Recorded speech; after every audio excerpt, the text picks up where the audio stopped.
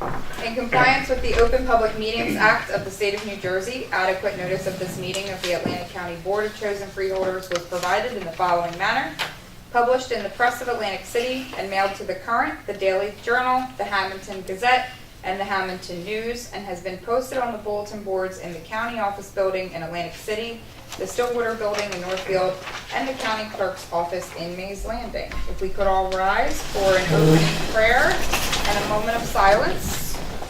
Prior to the prayer, I just want to mention that the municipal clerk here, Linda Kent, cannot be here this evening because her niece, Elena Bonner, suffered a serious brain bleed, and she will be out there to be with her family. So if everybody can keep her in your prayers, that would be appreciated.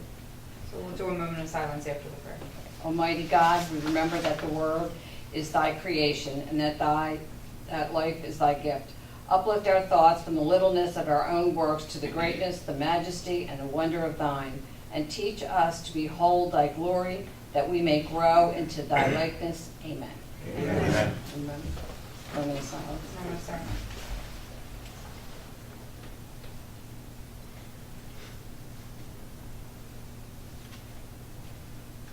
Okay. Attention salute. I Pledge allegiance to the flag of the United States of America and to the republic for which it stands, one nation, under God, indivisible, with liberty and justice for all. Okay, Madam Clerk, if you could please call the roll. Chairwoman Gatto, Freeholder Meeting telephone, and he will not be here due to business. Yes, he mentioned. Thank you. Bennett? Here. Bertino? Here. Corsi? Present. Days? Here. Fitzpatrick? Here. Kern? Here. Risley? Here. And Gatto. Here. Okay, we've all had a opportunity to review the minutes from the March 12th, 2019 meeting. If there's no corrections, I'll entertain a motion to adopt. So moved. Second. Motion and a second. Any freeholder comments on those? Any comments from the public on that? Okay, all those in favor? Aye. Any opposed? Any abstentions? Okay. Before we go into resolutions, just want to welcome everybody to Estelle Manor. This is part of our attempt to bring freeholder government to our constituents in every end of Atlantic County. So, Mayor, thank you so much for having us out here. Do you want to just take a moment to maybe just recognize or highlight some things happening in Estelle Manor that everybody should know about? Sure. I'd like to welcome everyone here to the finest rural community in Atlantic County, that being Estelle Manor. I'm glad you guys took up my offer to come out over here, and you're more than welcome to have another meeting here or two, whatever you feel the need to be. Any pressing issues that you should be aware of at this time, I would say probably no. But we always look forward to having any county representation to help us assist for some issues that we may have. I'll wait until the end of the meeting to ask or request some favors that perhaps maybe you can assist our city with. Okay. So thank you. Thank you, Mayor. We did have an opportunity, some of us had an opportunity to visit the historic Risley Schoolhouse, which is just across the parking lot here, which was preserved with open space money. Thank you, Creed, for inviting us and setting that up. Your lovely mother, right over there, took the chance to let us know about the community day that will be happening June 8th from 11 to 4 out here. So there's information available in the schoolhouse. We have it all up here too if anybody's interested. Definitely urge you to come partake in that fun community day and definitely to visit the old schoolhouse. It's pretty incredible over there. So thank you again, Creed. And then another, you didn't mention one of the gems that you have in Estelle Manor here from an Atlantic County perspective. I would like to say it. Is Say it. what's that? I would like to say it. Well, I'm going to say it. It's the Veterans Museum. Yeah, I thought you were going to say something else. Oh, okay. Well, we have our new Veterans Museum, and I did invite Walt Vernon, who was a huge part of having the Veterans Museum come up and running. Walt, do you want to just highlight some things that are happening, or just highlight the Veterans Museum for us? Okay, thank you. First of all, I'd like to thank the mayor. You have good citizens here. My GPS died on me at the intersection, said I had arrived. I knew I had not. So I went over to the post office. Nice gentleman said, follow me, and I'm here. My name is Walt Burnett. I'm a retired Army, also retired from the FAA. I'm a disabled American veteran. And a couple of years ago, my former employer, Dick Squires, reached out to me and asked me if I'd like to serve on the Veterans Museum Committee. And I did, and I see a fellow committee member here tonight. So the last 2 years, I've been involved with this museum, working with Cindy Mason Purdy, who has since retired and moved on. But I want to give a shout out to 2 employees, Kim Brown, who is your Cultural and Heritage Officer, and also a young Marine veteran, Caleb Taylor, who has done a few campaigns in Southwest Asia, countries unbeknownst to many of us, but known to some. They've done a great job there. I was there recently. They showed me the monitors on the wall. They shows the historical perspective of each phase, starting from the Revolutionary War, ending with the global war on terrorism. But also, Kim did a great job on putting together the history of our flag. And I know a lot of you have been out there. You were there for the opening. But I encourage you to go back and look at this flag demonstration. It's really beautiful. It's really great. So a shout out to Kim and to Caleb. And also to Jerry and Dick and Kim Lefevre, the whole team. Great, thank you so much. All right, thank you. Thank you. And I'm really impressed by when you go in there, the majority, or I should say much of the items in there are donated from people throughout our community. Is that not correct? A lot of people just went and took things that meant quite a bit to their families, but Right. wanted to be a part of the museum. And I think, one thing we tried to do years ago under Dick, we came out with a manual that represented all the local county veterans. So every display, we tried to tie in a veteran into that display That's great. in the community. Thank So you, thank sir. you for letting me Thank you. speak. All right. With that, we'll go ahead and move on to our printed agenda here of resolutions. So first up is our tabled agenda item number 162. Resolution adopting the governing body's certification of compliance with the United States Equal Employment Opportunity Commission's enforcement guidance on the consideration of arrest and conviction records and employment decisions under Title VII of the Civil Rights Act of 1964.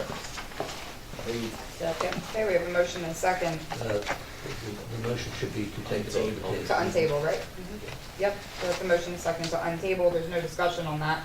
So we'll have a roll call vote to untable. Bennett, Yes. Bertino, Yes. Corsi, Yes. Days, Yes. Fitzpatrick, Yes. Kern, Yes. Risley, Yes. and Gatto. Yes, now we'll take a motion to move 162. Moved.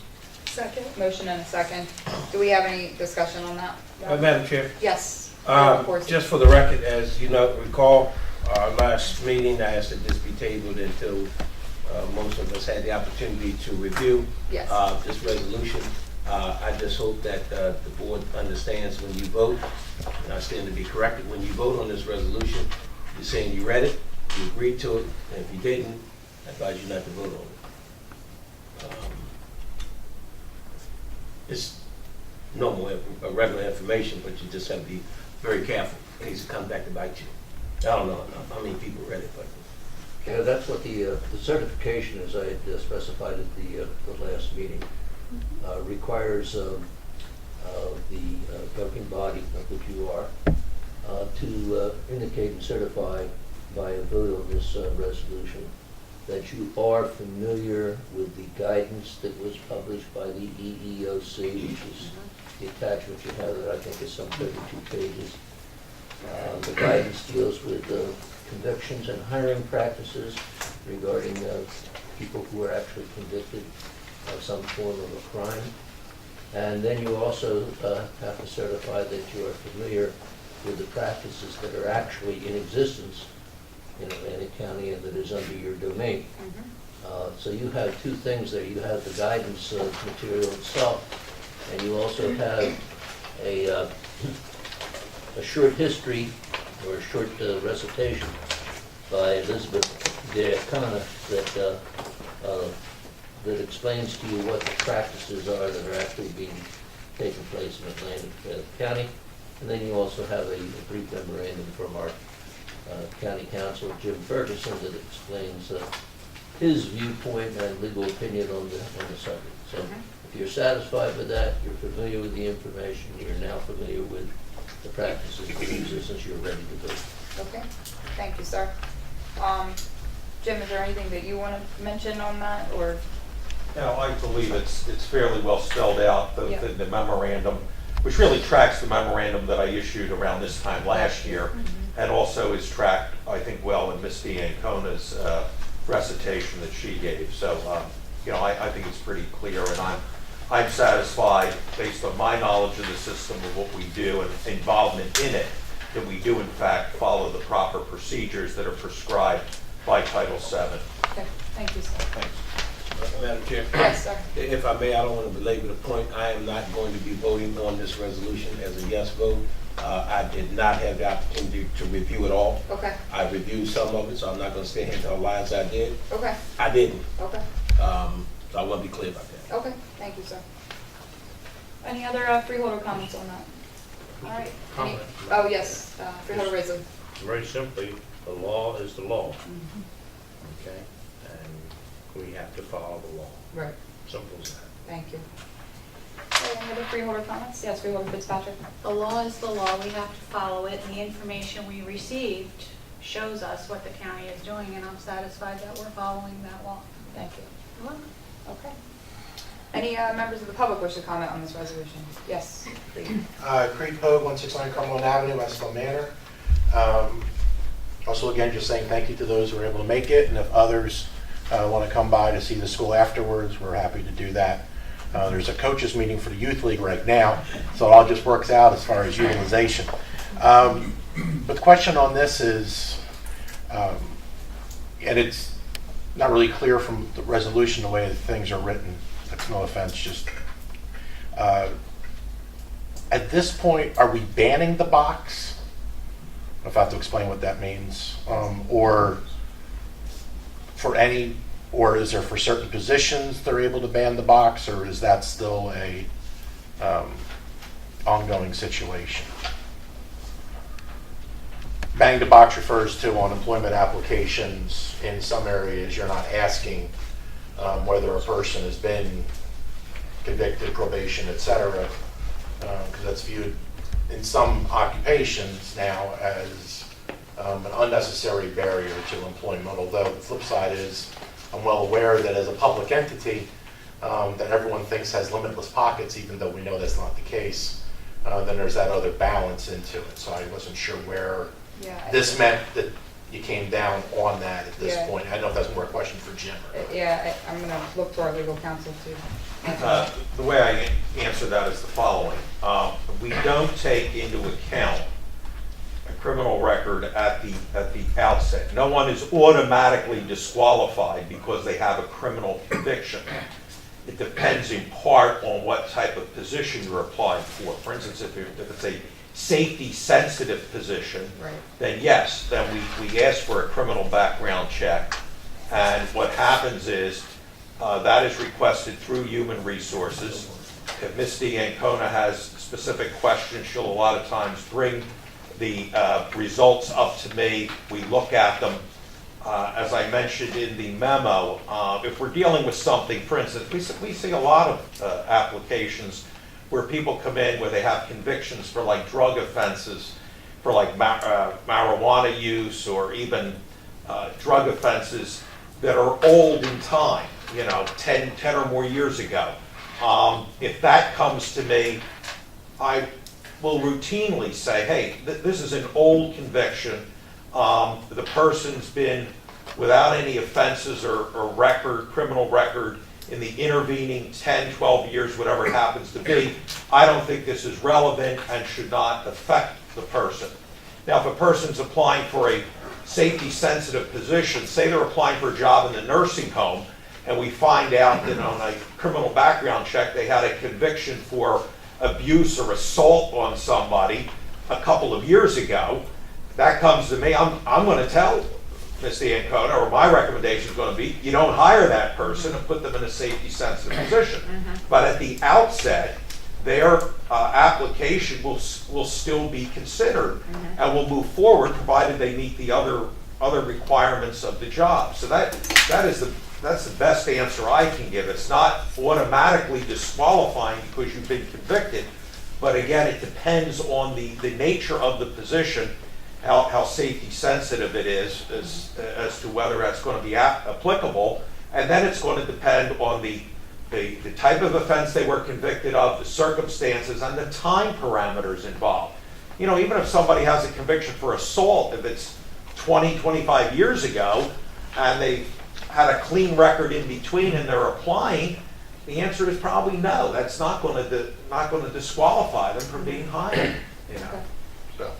I just want to make sure Yes, that the board Jerry. understands to the question asked. Our application does not ask that question.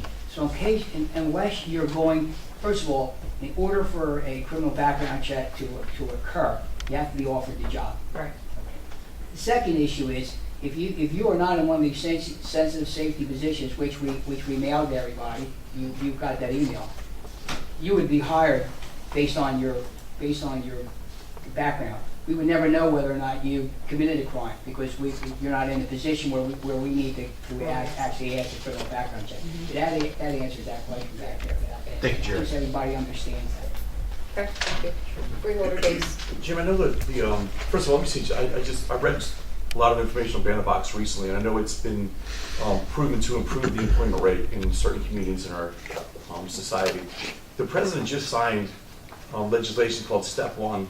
Does that affect Title 7, what we're agreeing to here, or? I'm really not sure, and I would have to look into that further. I think the whole purpose of this is, you know, by following this the way we do, we're in essence giving people a second chance who may have made a mistake, particularly when they were younger or whatever, and now they've had a clean record, they applied for a job, and we're saying, hey, yeah, if you otherwise meet the qualifications of that job, you're not going to be disqualified because you had a conviction a long time ago, or even recently, if it's a minor type thing, it really doesn't impact on the job. I agree 100%. My question though, because this was tabled and delayed, recent legislation has changed some employment, I guess, requirements. Is this still in accordance with federal law? That was like literally just Just signed, right? this So they week, probably haven't even put out guidelines. Yeah, no, I'm not, as I said, I saw news articles that had passed. Right. I haven't read the legislation specifically to know the specifics of it. So. And I have no problem. I mean, if we have to amend this in the very near future, that's fine. I mean, I'm just questioning whether we were up to date with what was just passed this week. I'm sure EEO will put out guidelines on it, and they usually do when things like this come down the pike, you know, so we'll certainly take a look at it. Thank you. Any other comments from the public? Okay, why don't we go ahead and have a roll call vote? Bennett? Yes. Bertino? Yes. Corsi? No. Days? Yes. Fitzpatrick? Yes. Kern? Yes. Risley? Yes. And Gatto? Yes. Okay, if we could combine and adopt 194 to 196 for the Chapter 159. Second. Motion and a second. Any questions from the freeholders? Questions from the public? Okay, roll call vote. Bennett? Yes. Bertino? Yes. Corsi? Yes. Days? Yes. Fitzpatrick? Yes. Kern? Yes. Risley? Yes. And Gatto? Yes. 197. Professional services contract with Mott McDonald for engineering and inspection services associated with the resurfacing of Blue Anchor Road, County Route 516 South, also known as Route 73, Section 1, in the Borough of Folsom, amount not to exceed $137,529.65. Second. Motion and a second. Any freeholder comments on that one? Any comments from the public? Okay, roll call vote. Bennett? Yes. Bertino? Yes. Corsi? Yes. Days? Yes. Fitzpatrick? Yes. Kern? Yes. Risley? Yes. And Gatto? Yes. 198. Amended professional services agreement with various vendors under the 2018-2019 title services pool to extend term date only, no additional cost. Moved. Second. I have a motion and a second on this no cost resolution. Any comments? Comments from the public? Roll call vote. Bennett? Yes. Bertino? Yes. Corsi? Yes. Days? Yes. Fitzpatrick? Yes. Kern? Yes. Risley? Yes. And Gatto? Yes. 199. Renewal contract with Career Opportunity Development, Inc. for the provision of submarine sandwiches for 10 Atlantic County senior citizens, 6 times per year, amount not to exceed $14,250. Second. Motion and a second. Any further comments on that one? Comments from the public? Roll call vote. Bennett, Yes. Bertino, Yes. Corsi, Yes. Days, Yes. Fitzpatrick, Yes. Kern, Yes. Risley, Yes. and Gatto. Yes, 200. Bid contract with Jersey Architectural Door and Supply, Inc. to provide glass, window, and frame repair and maintenance for various locations throughout Atlantic County, amount not to exceed $155,590 for a 2-year term. Move. Second. Okay, we have a motion and a second. Any freeholder comments on that one? Comments from the public? Roll call vote. Bennett, Yes. Bertino, Yes. Corsi, Yes. Days, Yes. Fitzpatrick, Yes. Kern, Yes. Risley, Yes. and Gatto. Yes, 201. Contract renewal with various vendors to furnish and deliver miscellaneous lumber supplies to members of the Atlantic County Cooperative, amount not to exceed $218,804.11. Move. Second. Motion and a second. Any freeholder comments? Comments from the public? Roll call vote. Bennett, Yes. Bertino, Yes. Corsi, Yes. Days, Yes. Fitzpatrick, Yes. Kern, Yes. Risley, Yes. and Gatto. Yes, 202. Bid contract with various vendors to furnish and deliver janitorial custodial supplies to members of Atlantic County Cooperative, amount not to exceed $323,330.19. Move. Second. Motion and a second. Any freeholder comments? Comments from the public? Roll call vote. Bennett, Yes. Bertino, Yes. Corsi, Yes. Days, Yes. Fitzpatrick, Yes. Kern, Yes. Risley, Yes. and Gatto. Yes, 203. Change order number 1, contract with Arawak Paving Company, Inc. for the 2018 Highway Improvements Program to extend term date only to December 31, 2019, no additional cost. Move. Second. Motion and a second. Any freeholder comments on that one? Comments from the public? Roll call vote. Bennett, Yes. Bertino, Yes. Corsi, Yes. Days, Yes. Fitzpatrick, Yes. Kern, Yes. Risley, Yes. and Gatto. Yes, 204. Renewal intergovernmental services agreement with Rutgers State University of New Jersey for the provision of dental services for Atlantic County residents at the J.H. Cronin Dental Center and the University Dental Center, amount not to exceed $50,000. Moved. Second. Motion and a second on this affordable healthcare program for our seniors. Any questions or comments from the board? Comments from the public? Roll call vote. Bennett, Yes. Bertino, Yes. Corsi, Yes. Days, Yes. Fitzpatrick, Yes. Kern, Yes. Risley, Yes. and Gatto. Yes, 205. Authorizing an agreement with the South Jersey Transportation Authority concerning maintenance of traffic signals at the intersection of Amelia Earhart Boulevard and Airport Road in Egg Harbor Township, no cost. Moved. Second. Motion and second. Any freeholder comments on that one? Comments from the public? Roll call vote. Bennett, Yes. Bertino, Yes. Corsi, Yes. Days, Yes. Fitzpatrick, Yes. Kern, Yes. Risley, Yes. and Gatto. Yes, 206. Authorizing an agreement to enter property located at 340, authorizing an agreement to enter property located at 345 East Weymouth Road, Landisville, New Jersey, concerning restoration of stormwater drainage and prevention of mosquito breeding risk, no cost. Motion.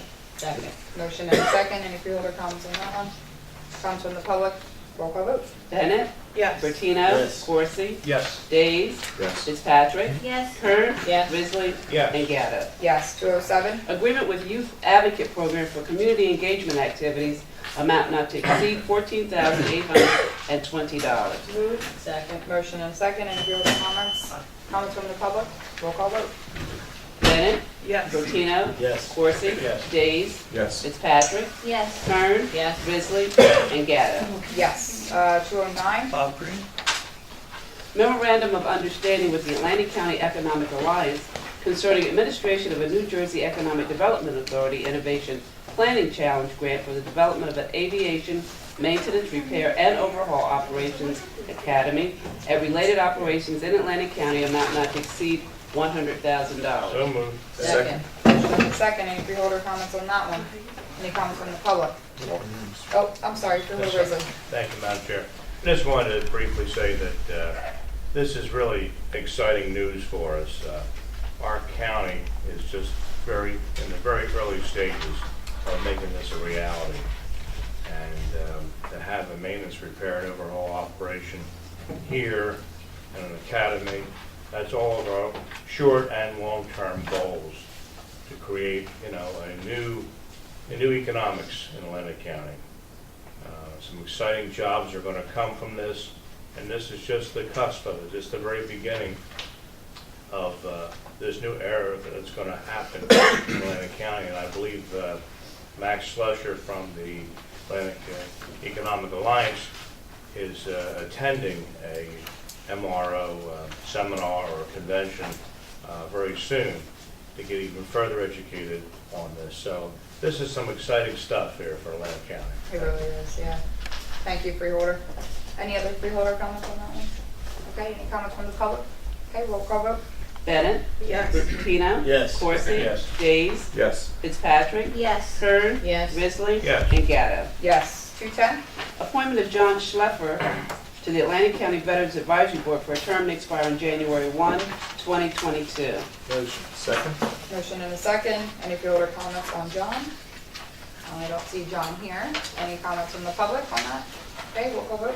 Bennett? Yes. Bertino? Yes. Coursey? Yes. Days? Yes. Fitzpatrick? Yes. Kern? Yes. Risley? Yes. And Gatto. Yes. Okay, that completes our printed agenda. We will now go to any reports of special committees of the board. Anybody have anything, Freeholder Fitzpatrick? Does Human Service Advisory Council meeting?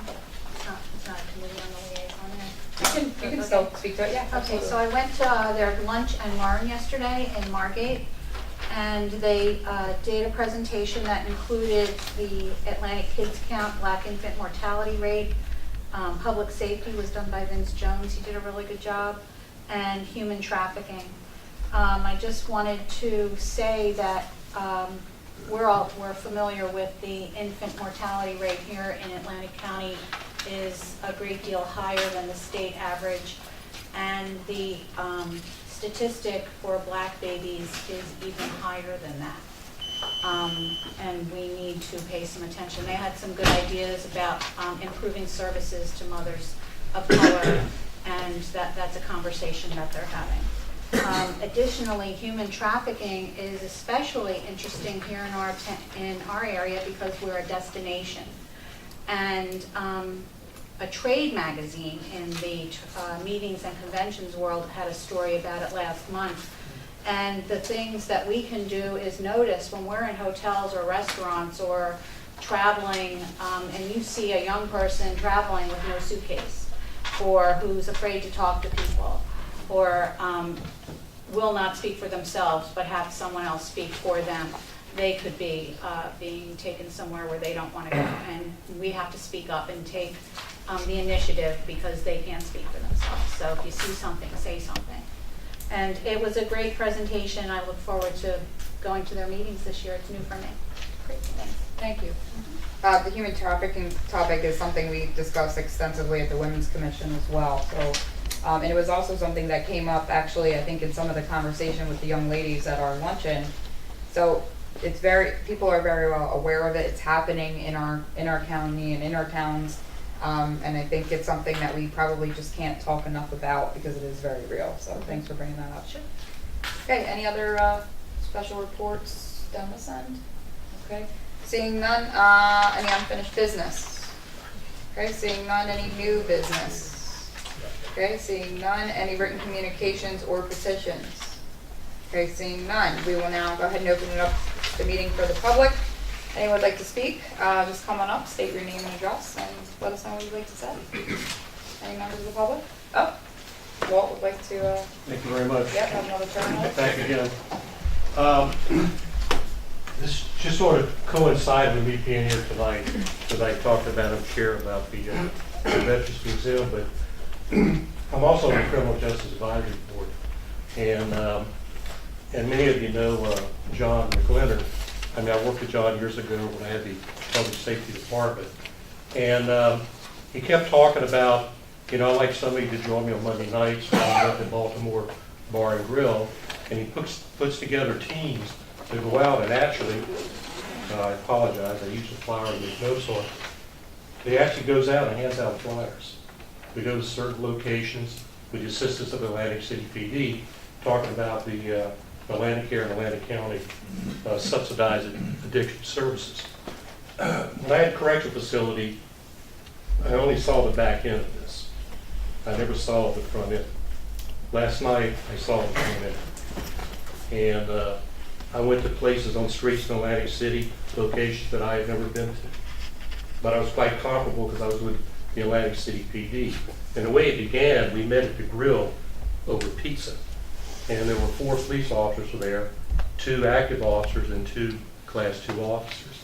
Also, there were 4 young men there who are from AA and are in recovery. They volunteer, they go out with John on the streets to hand out these flyers. So there's a lot of collaboration, a lot of exchange going on between law enforcement and the social side.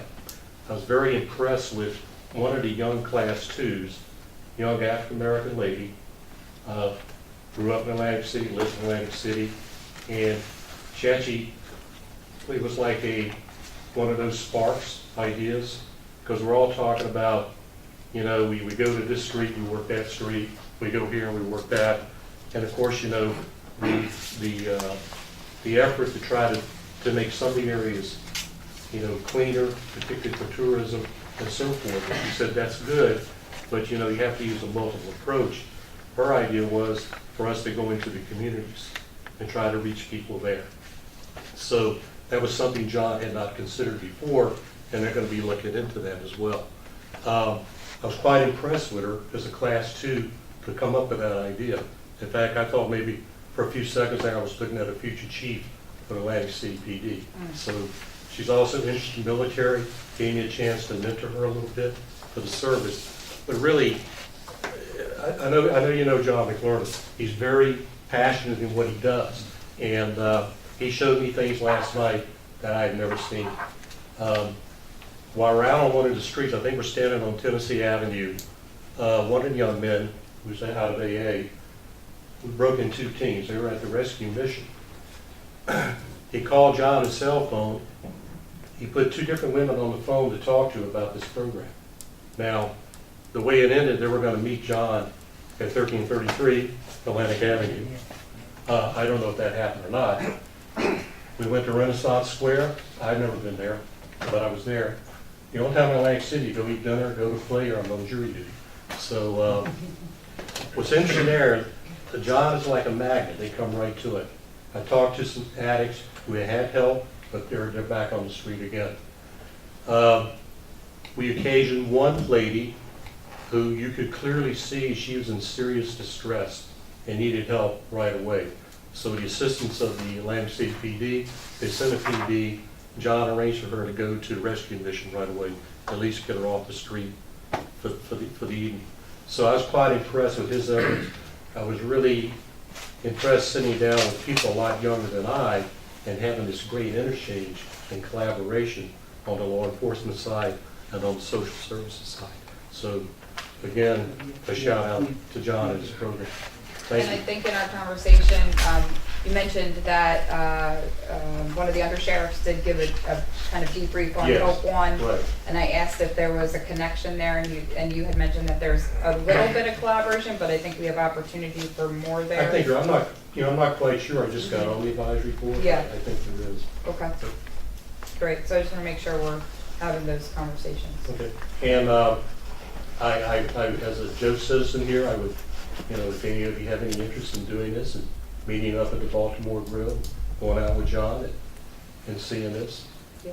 I would encourage you to do so, Thank if you. you're so inclined. Thank you, Madam Chair. Thank you. Okay. Anybody else from the public wish to speak? Mr. Mayor, coming back up? Yes. All right. Thank you guys again for coming out to be our host, Freehold Board here sitting tonight. I do have an issue that I would like to discuss, and many, many years ago, prior to anybody being involved in government, including myself, including anybody sitting up here, well, I don't know, maybe John was on the school board back then. I don't think that counts now. But at any I rate, swore you in, too. you did. 1994? That's correct. 95. 95, all right. Many years ago, the county had the wisdom and insight to purchase a piece of property in Estelle Manor, which is called the Atlantic County Park. I would venture to say, which is why I wanted to save it for later than in the beginning, but I think it's the nicest park in the state of New Jersey. I think the county has done a tremendous job maintaining it, making it pretty, making it accessible, and it's a fun place to go, except in the summertime when you got all the bugs you got to deal with. But the reason why I'm going to bring this up is the county owns nearly 2,000 acres of riverfront property. We don't get any taxes for it. we don't get any kind of pilot funding for it. We've received nothing. But what I would like to ask is that, there are going to be times when we would like to be able to share services with the county, maybe even some small minuscule things. I know the county has the resources to be able to take care of it for us, but, we would like you to help us when we have that need. I can give you an example. I just put a request into Greg, your Public Works Director, and we have a First Avenue railroad crossing that's going to need some line striping. I know that the county has the decals, so you could just simply place it on the road, take care of the proper painting of it or whatever, and move on. You're going to be out there on 11th Avenue, so I'm asking that, while you're out on 11th Avenue in Weymouth Township, come next door to Estelle Manor, take care of our railroad crossing, kill two birds with one stone. We'll pay you for what your services are going to be, but maybe the county will be gracious and say this one's on us. But nonetheless, we would like for the county to be involved when we do have some needs for shared services. I think we're very open to any shared services with towns that we can, so. I also have one other question. Jerry's making a note on that, okay, great. I also have one question. We've had probably the worst rain, maybe the best rainfall, I should say, rather than the worst. We've had the most abundant rainfall in many, many years. There's a lot of low-lying land in state lands. Does the county get involved with any of the mosquito treatments on state properties, or just simply the county property? We do mosquito stuff, but I don't know where the lines are. Jerry, do you want to? Under normal circumstances, we don't touch state properties. Okay. Federal properties, we've been on federal properties with their approval, and as a matter of fact, they've now they do not let us go on to any of the federal properties because they've changed their policies. So if you're in Port Republic and you happen to be the freeholder in that district or a freeholder at large, you probably are listening to the size of the mosquitoes. But unfortunately, they won't let us onto the park there. We used to, we had what they call a big green machine. You see that where we used to work, almost through the entire summer, working the land there. But they won't let us on there anymore. So unfortunately, the escalation of mosquitoes in that part of the county is very severe. We can certainly escalate the issue though on your behalf, so we can do that. Thank you very much. Thanks. Madam Chair? Yes. I would like to we should recognize the mayor of Weymouth Township who's here, Ken Hazer. Yeah, hi Ken. Thanks. I was gonna wait Being here. till the public portion was done to do so, but thanks for doing that. Thank you. Thanks for coming to your neighbor. Ken.